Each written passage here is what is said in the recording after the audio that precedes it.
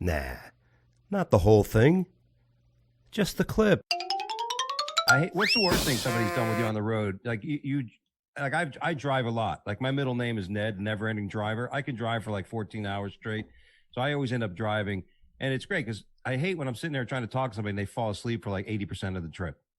Like, you take somebody along to drive along, kind of like share the time in the road. And the next thing you got fucking Rumpelstiltskin, or who's the one who fell asleep? Rip Van Winkle?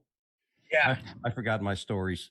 I think they all do have to sleep, Rumpelstiltskin, not as long, but, it's important. You got to get that 8 hours. What's one of the worst things that's happened while driving? I was coming back from like a college gig in upstate New York to New York City where I live a couple of years ago, and it was like winter and it was a heavy snowstorm, and I think I was going the speed limit, which I was much faster than I should have been going because of the ice, and my car it spun around like 360 degrees, and I feel very lucky to be alive because like a car is like whizzing by me, and I wonder what that person's thinking, like, oh, I might be seeing a person about to die, and it just fishtailed off of the road like into a ditch, and thankfully I wasn't hurt, and I got towed out and the car was drivable to get back home, but it was one terrifying. Of the worst things was when this guy was the future was driving at the gig, and he opened up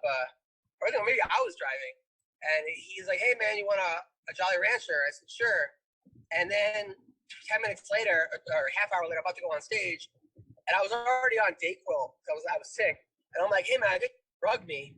I'm feeling high as fuck right now. And the guy's like, oh, I gave you an edible.